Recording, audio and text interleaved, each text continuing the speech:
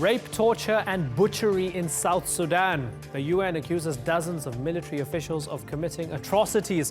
But will they ever face justice? I'm Imran Garta, and today's newsmaker is South Sudan's civil war.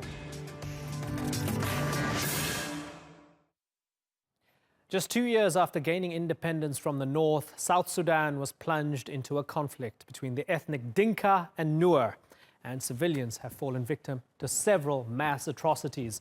Now the UN has put faces to those crimes and identified more than 40 senior military officials it says are responsible. As part of a peace accord, the government pledged to establish a hybrid court headed by the African Union where war criminals could be tried. But more than 2 years later, there's still no sign of it. And critics say they're not hopeful justice will ever prevail. Christine Pirovalakis reports. There are victims that we've spoken to and who have given testimony to us who have been mutilated, gang raped, often by up to a dozen men, if not more. And sometimes relatives were first forced to watch, sometimes children were forced to watch, sometimes children were forced to engage in the rape themselves and even kill. There have been massive violations across the country of the right to food, the right to education, and millions driven from their homes. It's one of Africa's fiercest yet often forgotten conflicts, a civil war that's claimed tens of thousands of lives. Now the UN says it has enough evidence to charge at least 40 senior military officers and officials in South Sudan with war crimes and crimes against humanity. The suspects include 3 state governors, 33 generals and 5 colonels. For the past 4 years, government and opposition forces have killed, raped and tortured men, women and children. The violence has displaced more than 4 million people, and more than half of the country's remaining 8 million are suffering from extreme hunger. But no high-ranking officials have been held to account, despite African Union promises to establish a special court. Many people argue that it would be impossible to collect evidence in South Sudan. We've done it. Investigators say their findings are based on interviews with hundreds of witnesses, satellite imagery, and nearly 60,000 documents dating back to the outbreak of the war. The list of cruelty is seemingly endless. Men and women have been gang raped and tortured on a massive scale. Some victims were beheaded, castrated, burnt alive, or had their throats cut. Others had their eyes gouged out. Investigators also found widespread looting and deliberate ethnic attacks on entire communities and villages. And thousands of children, some as young as 12, have been recruited by all sides in the conflict and forced to kill civilians.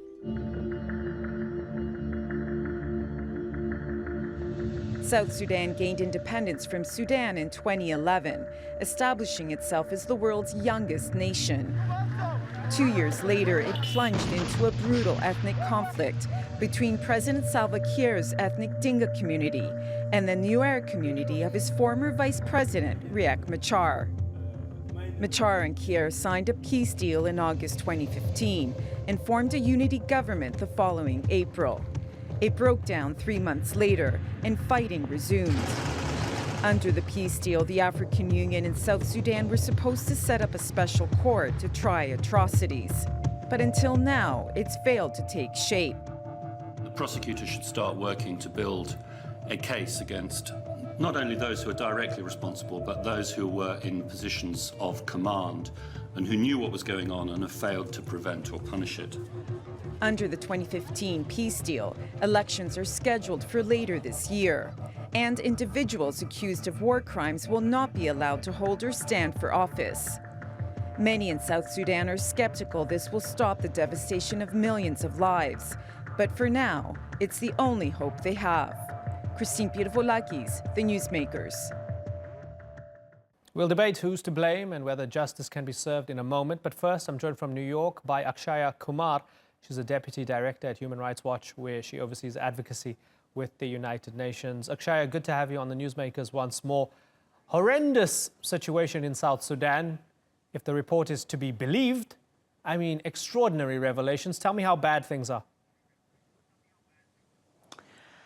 These reports actually are quite consistent with what we at Human Rights Watch have found, and the situation is, in fact, truly appalling. War crimes are being committed by both sides of this conflict, and we found that they rise to the level of crimes against humanity. But the thing that strikes me the most is the real intimacy of this violence. In this report, you'll read about the ways in which women, even elderly women, faced sexual violence and abuse, in the ways in which children were recruited and conscripted into becoming soldiers, and really detailed brutal massacres.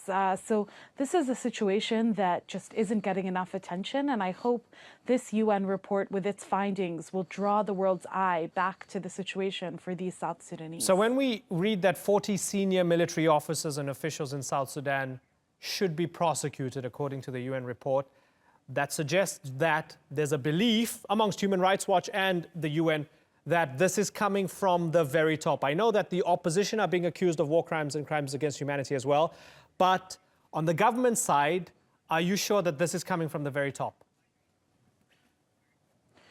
Human Rights Watch on our own have found that there's good reason to believe that if you follow the chain of command, it does go all the way to the top. And we ourselves have said that individuals, including President Kiir, should be investigated. There should be a court that looks into how that chain of command actually connects him and others under him, including his vice president, Taban Dengai, to these atrocious crimes. This is something that has to happen, but it'll only be able to really move forward if we have a court that actually gets jurisdiction outside of South Sudan, because it's a far stretch to believe that the domestic courts of South Sudan would really be able to look into crimes allegedly perpetrated by their president or vice president. Right, and we're going to get into that in more depth a little bit later on. But for the moment, realistically, practically, great work in speaking to all the witnesses, speaking to all the people on the ground in order to uncover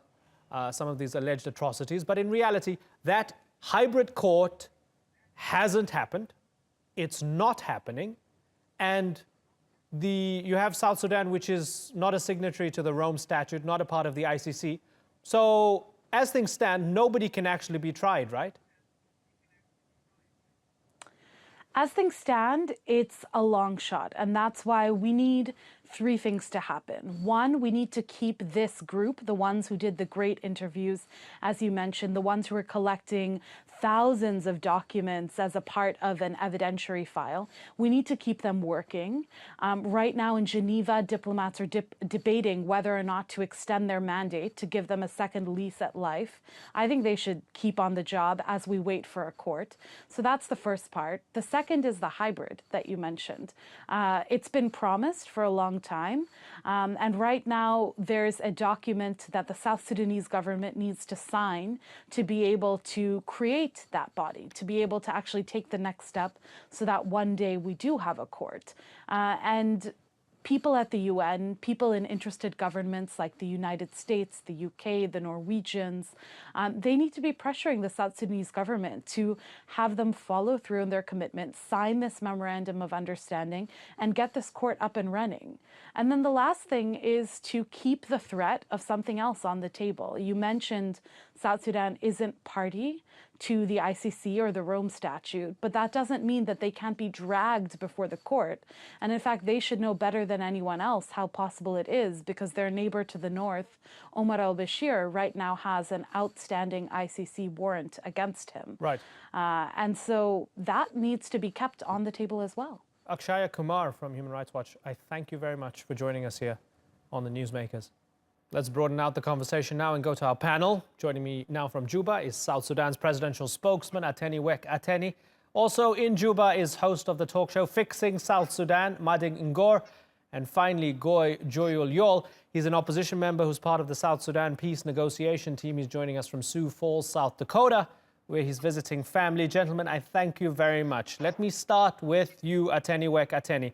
As the presidential spokesman, horrible, horrible report. And to top it all off, more than 40 senior military officers and officials in South Sudan are being recommended by the United Nations to be prosecuted on charges of war crimes and crimes against humanity. Is there any defense against a report like this? Because it seems to be quite solid. You know, the report is ridiculous, and it is actually intended to polarize the whole army, because the 40 army generals is the whole army. There's no anywhere the whole army is actually, indicted for a crime that might have been committed by individuals.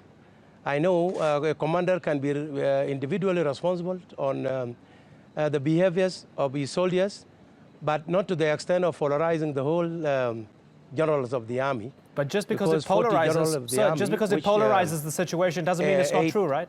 It's polarized. Yeah, no, the report is not true, because what we actually said is that if the United Nations or the human rights report was true, then the first thing would have been for the United Nations to share with the government of South Sudan the names of those they want to accuse for having committed any crimes. Right. And the government of South Sudan, together with the United Nations, will look into each case whereby each army commander is accused, and then we looked at the type of evidence that is available. Right. Okay. So and how the evidence was certainly. collected. Sorry for interrupting you, is sir. Something that we must look for. Yeah. So looking but at if it is about certainly, I know this is hard to read and hard to accept, right? The Commission collected 230 witness statements and 58,000 documents. So that goes into the methodology. And just as a reminder, it includes the fact that they say fighters deliberately targeted civilians on the basis of their ethnic identity. This included killings, abductions, rape, sexual violence, destruction of villages and looting, throats slit, eyes gouged out, people being gang raped, forced to watch the gang rape of their relatives. My question to you is, did the UN make this up, or did the eyewitnesses make this up? Well, the truth of the matter is that we don't deny the fact that in any conflict, there are individuals or isolated cases whereby an individual takes law into his or her own hand.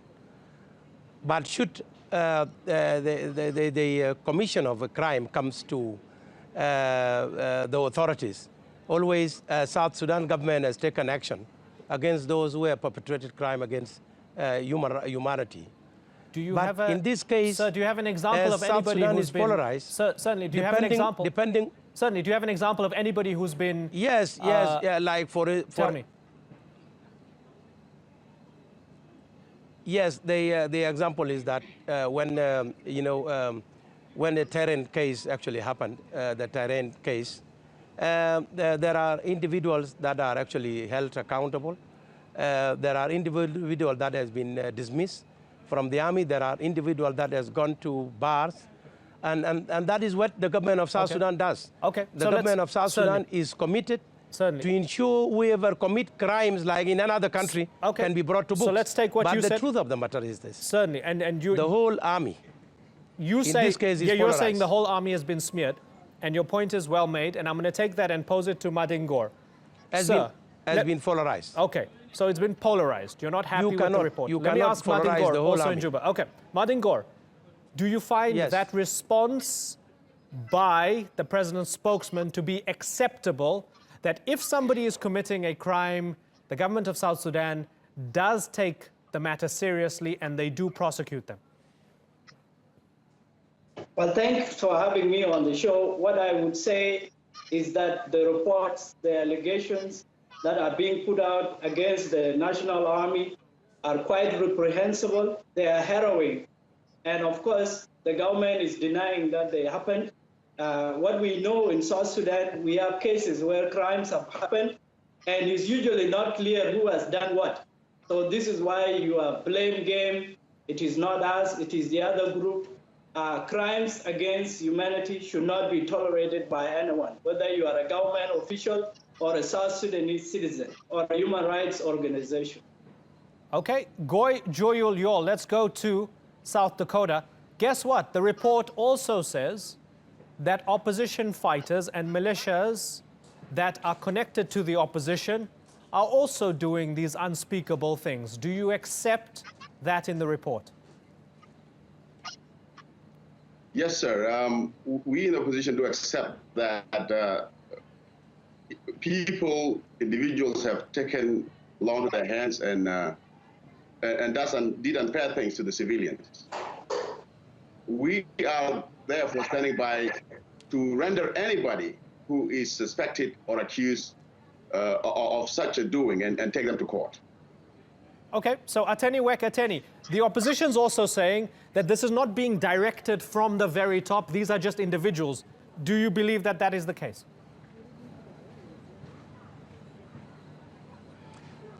No, actually, I say always that, you know, there's no any country on earth that would condone crime against humanity. Even during the liberation movement, the SPLA, which is the army that has liberated this country, has not condoned crimes against humanity. Okay, individuals went out to, you know, to commit crimes, but often they were taken, you know, to the books. Some of them were fire squad. The government of South Sudan is committed to ensure it brings to books those who perpetrate crimes against humanity. However, when you talk about 40 generals, even if you call them individually, you would have polarized the whole army because okay. and the 8 lieutenant generals and 17 major generals are all those who are actually commanding the army. So you are trying now to make the whole army to look a criminal, which has never happened before. Certainly, according to those who compiled the report, they're not playing politics here.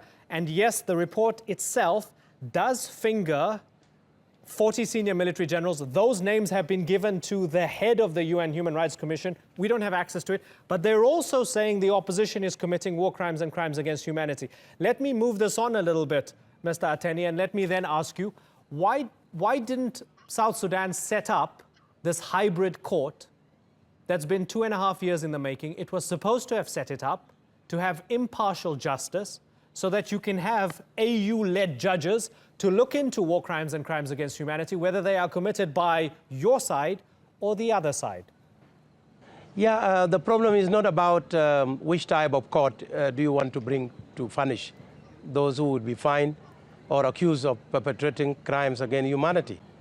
The truth of the matter is that in order for an hybrid court to be set up, you need first to implement the peace agreement or resolution of conflict in the Republic of South Sudan.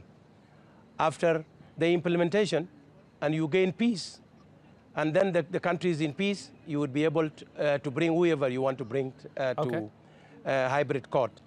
But if you set up an hybrid court prior to the implementation of peace agreement, then you will risk many people actually defying the law, and since the forests are open, they will just get to the forest and try to defy the law. Okay, so that is why let's in pose South Sudan, particularly in the government, we wanted to implement the peace agreement. So let's pose that to Madingor.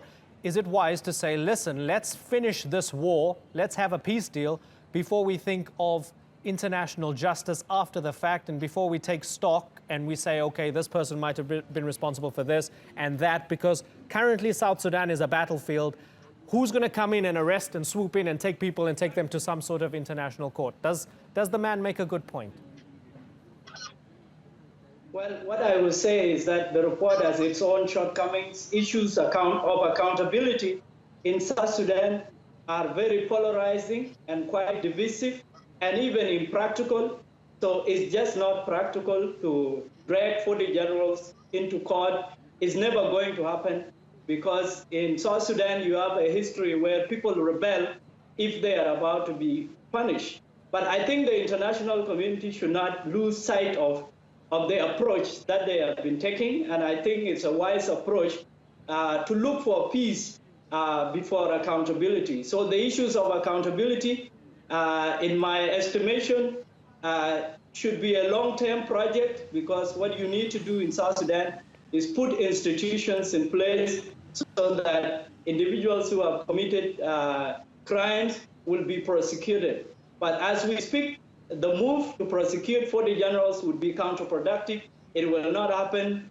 Also in South Sudan, we have a certain model of accountability, and that is it's not retributive, it's restorative. We are talking about reparations, we are talking about compensations. That is what South Sudanese have been doing. So what kind of justice system is going to be implemented in South Sudan? Is it the indigenous one, or is it the international one? Yeah, a bunch of interesting points. Let me pose that to Goy.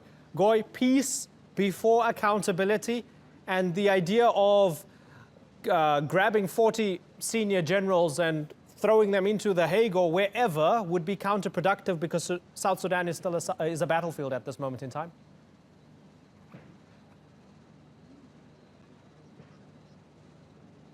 Thank you, Imran. I think I do disagree with the notion that justice cannot work concurrently with peace. You know, we had a peace agreement in 2016, and the government was given a chance through the peace agreement to set up that court, that hybrid court.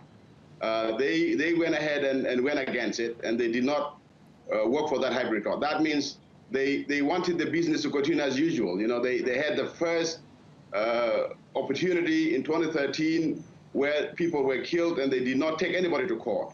In 2016, they did not do the same thing when July 11th happened. And then today they're telling us that we have to wait. The justice cannot wait for the victims that have been mutilated and killed. You know, I do agree that justice has a long arm. It should happen together with peace. Accountability should not be shoved aside for the name of peace that is not available. I'm saying this because people in South Sudan are being killed by individuals that are not being held accountable by their leaders. And the court is the only way to be pushed through the AU. You know, I know South Sudan doesn't have a court. You know, there are kangaroo courts in South Sudan that are not even, they are not independent. For that reason, I would call for other bodies like AU to push for that peace agreement that was signed in 2015, for that hybrid court to happen so that the people will see the day. Ateni Wek Ateni, is it true that you have kangaroo courts that we can't trust? No, that's not true. I disagree with him. You know, first of all, peace has never been one-sided. Peace it must be something that the whole parties that are in war have to adhere to when the peace agreement is signed. Last time, when we signed peace agreement on resolution of conflict in the Republic of South Sudan in 2015, August, it was in an attempt to bring the country to peace. But as part of the implementation of peace agreement, Dr. Riek was allowed to come to Juba with the forces. And then, if you look at the peace agreement, peace is a process, it's not a one-night event. So when Riek Machar came to Juba, he made another fight on the 8th of July. And the whole thing went viral. In accordance with that agreement, the SPLM-IO sat and nominated Taban Denga as the first vice president. Therefore, continue to implement the peace agreement as it came, as it was signed. Now, as we go to the process of implementing the other part of peace agreement, that will include the hybrid court, the issue of revitalization of the peace agreement, surfaced. Okay. And this is now has focused the attention. Okay. Instead of continue to implement the peace agreement, people are shifting again to go and revitalize the agreement. And you gentlemen, we have no kangaroo court. We have courts that are actually legal. Okay, and you back the courts, and I'm sorry to interrupt you because We have I have courts. to move on. I have to move on. We have courts. We have But Supreme gentlemen, Court. you We have disagree on the Supreme Court. We have fundamentals criminal here. court. It's a terrible situation. Tens of thousands killed, more than 4 million displaced. We hope this civil war comes to an end very, very soon. But for the moment, gentlemen, I have to thank you and move on. Ateni Wek Ateni, Madin Ngor and Goy Joyul Yol. Thanks for joining us on the Newsmakers.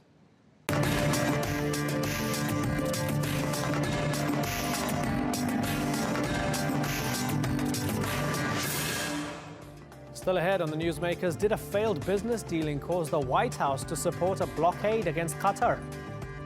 And when conflict goes viral, we look at how social media is changing the way the world's governments wage war. 666 Fifth Avenue has become a great source of anxiety for Jared Kushner, son-in-law and top advisor to U.S. President Donald Trump. The value of the New York office building is plummeting and could sink the family's real estate business. Kushner's firm has been looking for a bailout and reportedly turned to Qatar's finance minister. But soon after the royal family shot down a request for a loan, the U.S. government decided to back a GCC blockade of the Gulf nation. Critics of the White House say the timing is no coincidence and are screaming conflict of interest. Here's Shoaib Hassan with more.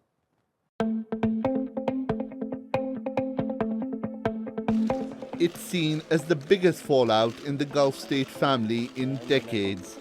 For 10 months, Gulf countries have blockaded their fellow GCC member, Qatar, over allegations it supports terror groups and is too close to Iran. And now, a new report published in the US investigative website, The Intercept, says President Trump's influential son-in-law, Jared Kushner, may have played a role. The report alleges Kushner's real estate firm sought money directly from Qatar's government weeks before the blockade. But the deal didn't materialize, and its failure was followed a month later by a Middle Eastern diplomatic row. It also claims Kushner provided critical support to Qatar's neighbors during the row, and that he worked to subsequently undermine efforts by US Secretary of State Rex Tillerson to end the standoff. The allegation is being seen by some as credible, given the Middle East peace envoy has a close relationship with the region's most powerful Arab leader, Saudi Crown Prince Mohammed bin Salman. And the report comes as Kushner, who has been acting as interim presidential advisor, appears to have been sidelined in the White House. He's lost his top-level security clearance and a seat at the daily presidential security briefing. That's after White House Chief of Staff General John Kelly carried out a review with the backing of President Trump. Now, Kushner's role in the Trump administration is coming under increased scrutiny. No, I don't think he should have been there to begin with, especially with the portfolio that he had. The president doesn't place a high value on experience, knowledge, and judgment. The GCC is now reportedly considering relaxing the blockade after mediation by fellow members and the UK government. So what impact will these Kushner allegations have? Will he be investigated and pushed off the White House stage completely? Or will it be another apparent Trump family scandal that fails to stick? Shoaib Hassan, The Newsmakers. Well, with me here in the studio is Giorgio Cafiero. He's the CEO and founder of Gulf State Analytics, a risk consultancy focused on the GCC. Also joining us is Rami Khouri. He's a senior fellow at the American University of Beirut. And completing our panel from Paris is TRT World's editor-at-large, Craig Kapidas. Gentlemen, thank you very much for joining us. I'm going to start by asking you all the same question. Giorgio, let me start with you. Did Jared Kushner's business dealings affect U.S. policy towards Qatar? There's a lot of speculation that this is the case. However, I'm not sure that there's any evidence which can prove that Kushner's business interests were responsible for the tweets from Donald Trump, which suggested that his administration was supportive of the blockade of Qatar. Of course, the perception, though, is that this was one of the variables in play. I think this is going to further contribute to a perception that the personal business interests of Trump and those in his inner circle, rather than the U.S.'s national interests, are shaping Washington's foreign policy right now.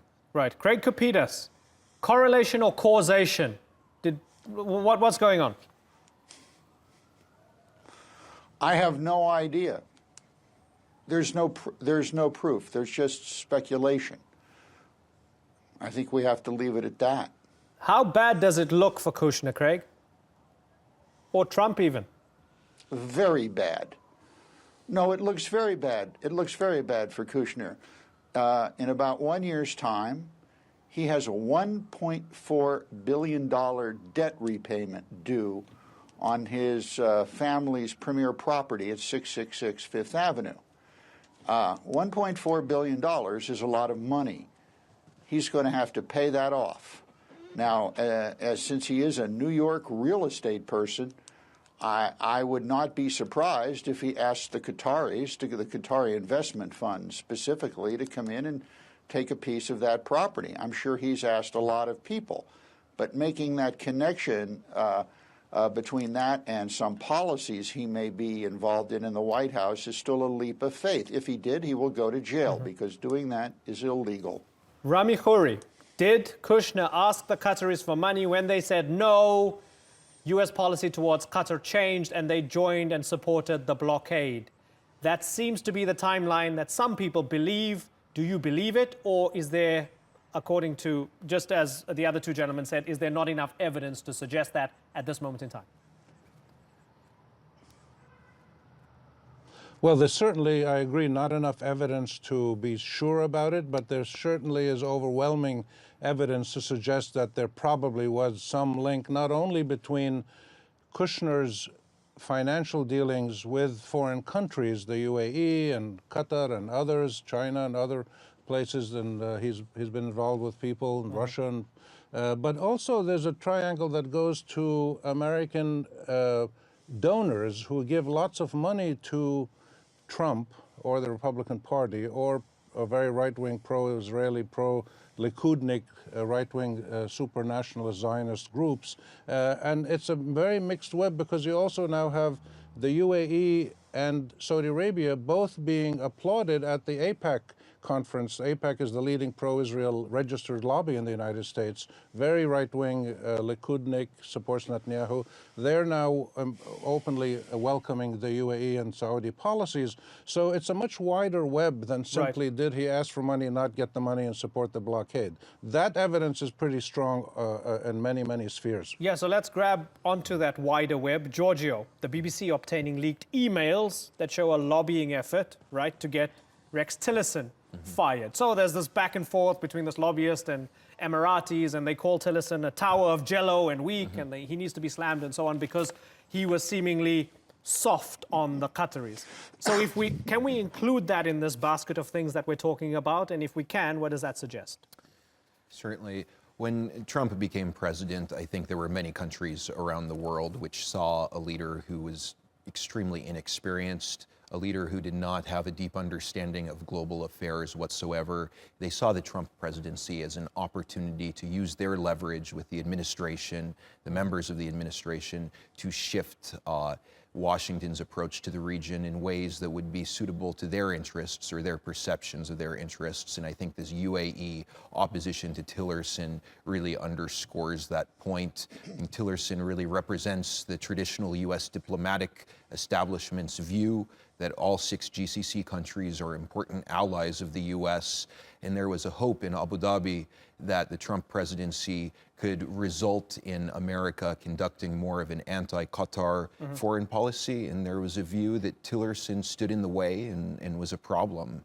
Yeah, and about 8 months on, is it your belief that this whole thing has failed? Trying to isolate Qatar and getting the U.S. on board and so on? Yes. That's the short answer to your question. A failure, yes. Rami Khouri, the Qatari government officials who visited the U.S. Said that they considered turning over information to Special Counsel Robert Mueller. And I want to bring him up a little bit later on because I have a particularly spicy question to ask Craig Kapitas. But Mueller, they wanted to give him information that demonstrated, according to them, that their neighbors in the Gulf were coordinating with Jared Kushner to hurt Qatar. My question is, if that is true, why the hell didn't the Qataris actually give it to him? It's hard to tell. They might want to try to be downplaying this problem now because the Qataris feel that they've emerged pretty much victorious. I mean, not victorious, but they've emerged pretty unscathed from this boycott from last June until now. The IMF just issued a report or a statement saying that the Qataris are in pretty decent shape.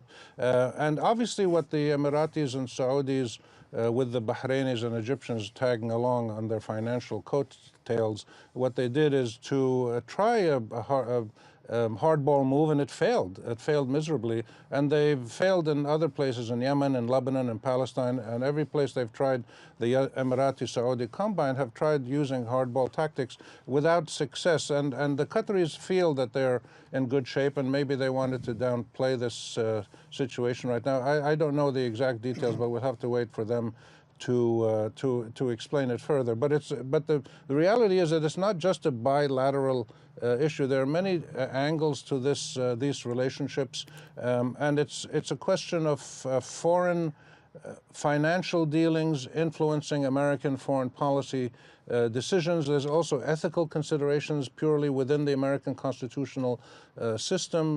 There's just a whole range of problematic issues, and Kushner obviously is probably on the way out, he and his wife now, because they've not only given the appearance of being unethical. They haven't been indicted. We have to give them the benefit of the doubt, but they've not just given the appearance of being unethical, but Kushner has shown stupendous incompetence in what he's done, at least in the Middle East. The U.S. is so isolated now, a 14-to-1 vote against the U.S. in the Security Council. So you've got these really bad track records from Kushner's activities around the world, just on the front of his responsibility. Craig Kapitas, all of this Kushner stuff coming as part of the collection of news regarding Robert Mueller's probe. Now, when you look at the genesis of the probe is about Russia. It's about whether collusion occurred.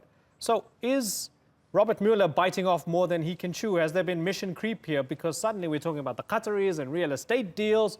What happened to the Russians? Why is he doing this? Well, I don't think it's mission creep. I think the special counsel is coming to grips with actually something that you just mentioned. You mentioned coordinating to hurt Qatar. I think the question that Mueller and others are looking at right now is the Trump administration has it, and does it continue to coordinate to make money? That's what's going on here. The backdrop to this, I think, is exceptionally important. Today, no group in America feels comfortably dominant. Every group feels attacked, pitted against one another, not just for jobs and spoils, but for the right to define America's identity. American democracy, American foreign policy, as we once knew it, is now a zero-sum group competition. And in that type of environment, opportunities for avarice are irresistible. And that's what's going on here with Kushner and with Trump. Let me give you a quick example. Just last night, ProPublica reported that one of Trump's golf courses was trying to get tee markers with the presidential seal embossed on them. That is illegal, and you can go to jail for 6 months for that. Trump came to the White House with one goal in mind: to monetize the presidency. And I believe, or at least claim to believe, that Robert Mueller is now recognizing that, and that's where his investigation is going. It's not collusion. He's not a Manchurian president, Donald Trump. They went to the White House to make money. And as President of the United States, the opportunities for that avarice and corruption, as I said, are irresistible and perhaps inevitable. So, Giorgio, if true, I mean, this is cataclysmic, right? Not only for the presidency, but for the very notion of U.S. democracy and who's in charge. Is it plausible that this presidency is both trying to make money and bring about peace in the Middle East, and ideally both at the same time? I think this president has a number of objectives in the Middle East. Without a doubt, securing lucrative transactions for the United States is one of them. Of course, pushing back Iran is another. Supporting the state of Israel, specifically its extremely right-wing and racist government, another moving part. I'm not so sure that the policies of this administration tell us that Trump is super committed to promoting peace in the Middle East. I think it's more interested in those other three interests I just mentioned. Mm-hmm. Rami Khouri, trust in the United States right now, what is it, March 2018? There wasn't a whole lot of trust under President Obama, certainly no trust under George W. Bush, or very little. within the Middle East, wherever you stand, whether you're sort of on the sort of Iran axis or the Saudi axis or whatever, do people in the Middle East trust the United States and what they're doing? What's happened in the Middle East, as has happened in actually many parts of the world, including in the United States, there's been a massive polarization of societies. And what's happening in the region, including Iran, Israel, Turkey, and then all the Arab world, you have large numbers of the majority of people don't trust the United States now under Trump's leadership. They still have huge respect and affection for American values, but the political leadership of the United States and its foreign policy, they see as problematic, as infantile, as dangerous. So there's been a massive decline in how the majority of people in the region see the United States, except for small pockets of people in the leadership, in some leadership positions, like the UAE, like Saudi Arabia, like the right wing of the Israeli government, and a few other places. And these are the people who are desperately trying to have close personal relationships with the American president, not with the American system, but with the American president. And what you're having now is the process that has been going on in the Middle East for the last 40, 50 years is now starting to happen in Washington, which is family-run national governance. And it doesn't work in the Middle East. The Middle East is a mess because of this, especially because military men took over and had no idea how to run countries. They just ran them into the ground. Look at Egypt, look at Syria, Iraq, Yemen, Libya, every one of them. And now it's happening in the United States. The difference is the United States is a country unique in the world in many ways that is based on an ideal, not on a shared national heritage, but people came from everywhere, created the system based on the rule of law. Trump is saying, no, it's not based on the rule of law, it's based on the rule of the will of the family and the well-being of the family and its business partners and its crony capitalist friends. There's a struggle in the U.S. now to push back against this. There's a struggle in the Middle East to push back against the people in the Middle East to do this. But I think that's the answer, that there's very small pockets who love Trump and the majority look at him with disdain and fear. Sounds like the Middle East invaded America and imposed autocracy and a ruling family. Here, Craig Kapitas, final word to you in less than 30 seconds, please. I just got back from the United States, from the state of Florida, where I had an opportunity to spend some time with some members of Mar-a-Lago, which is where the real financial power of the Trump administration lies. And what these individuals told me on a background basis was that the Trump administration has essentially washed its hands of the Middle East. Let them deal with it over there. We don't want any part of it. If we can make some money out of it, that's fine. But the Middle East is the Middle East problem. If Russia wants to get bogged down there, fine, well and good. If there's a problem, the Israelis will go in and blow the hell out of Iran. That's what they're saying. Whether that's going to happen or not, I don't know. Yeah, and consistent with the idea that America is just unwinding its operations there and focusing elsewhere. Gentlemen, it's been a fascinating discussion with all of you. Good to pick all of your brains. Giorgio Cafiero, Craig Kapitas, and Rami Khouri. Thanks for joining us on the Newsmakers.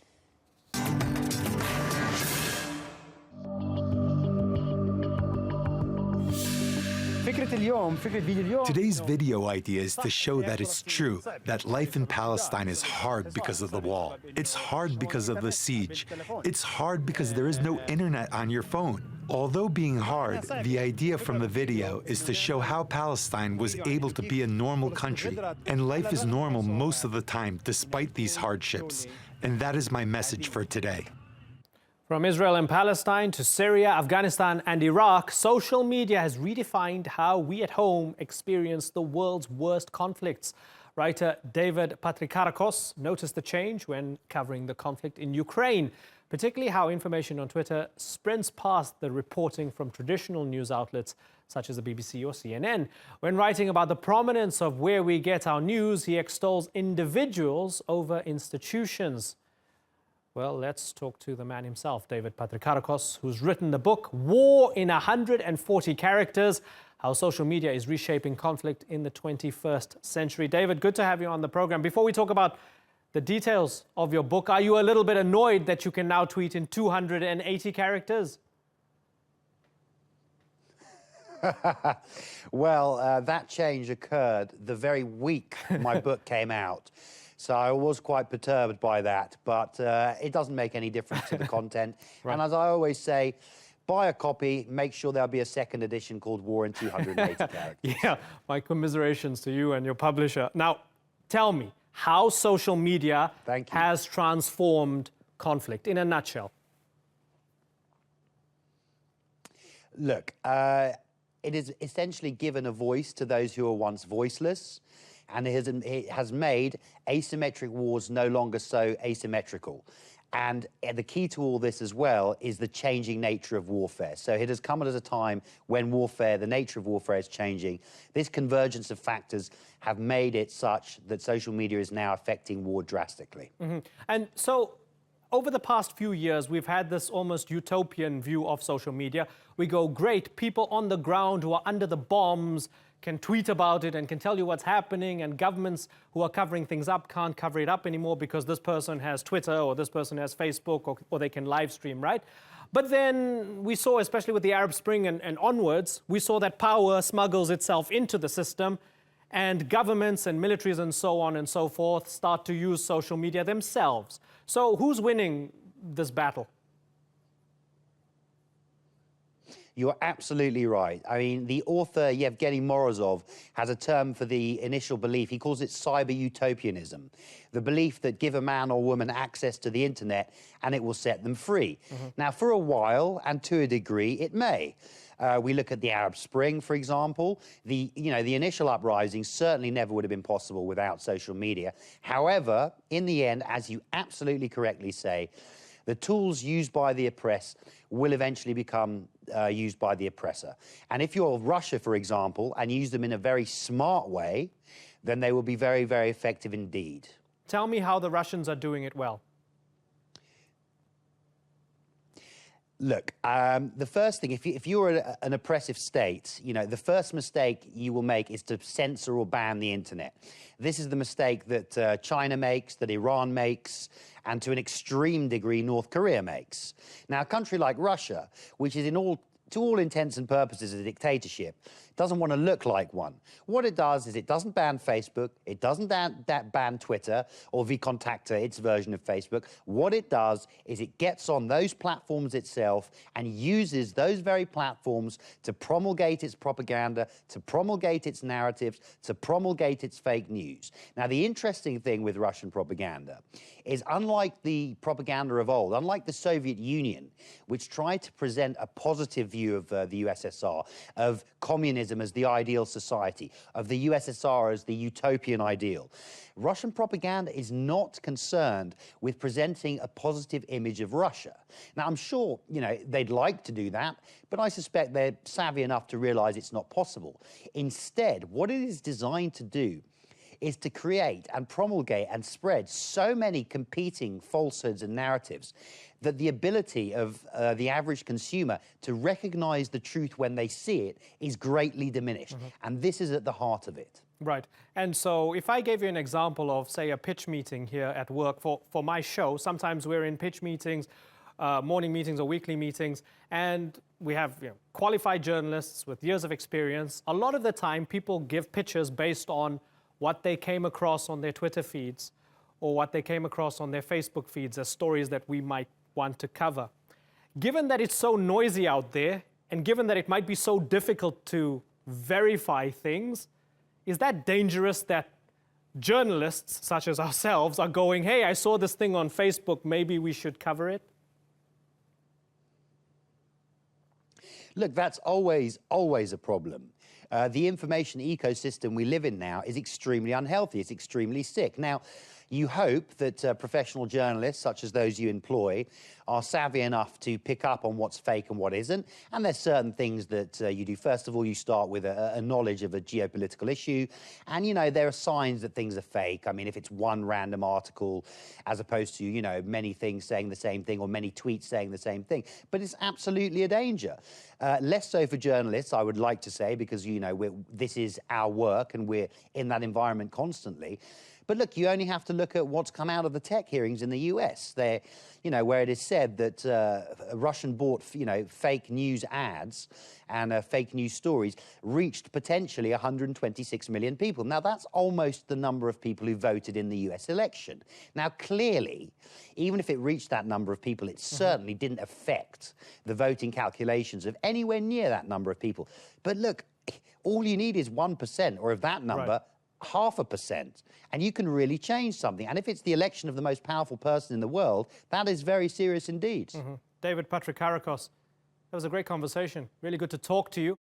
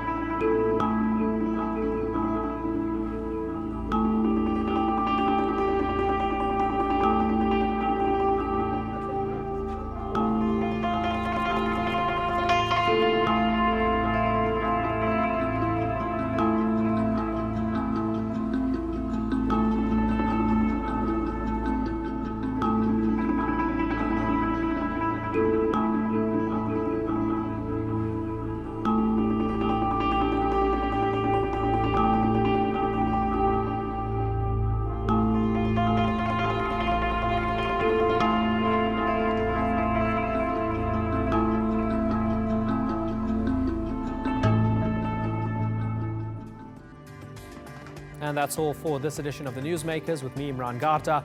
You can check out more of our stories on YouTube, Facebook and Twitter. Remember to like, follow and subscribe. Next time, Sri Lanka's government declares a state of emergency. Does unrest between Muslims and Buddhists risk spiraling out of control? Until then, thank you for watching. Bye-bye.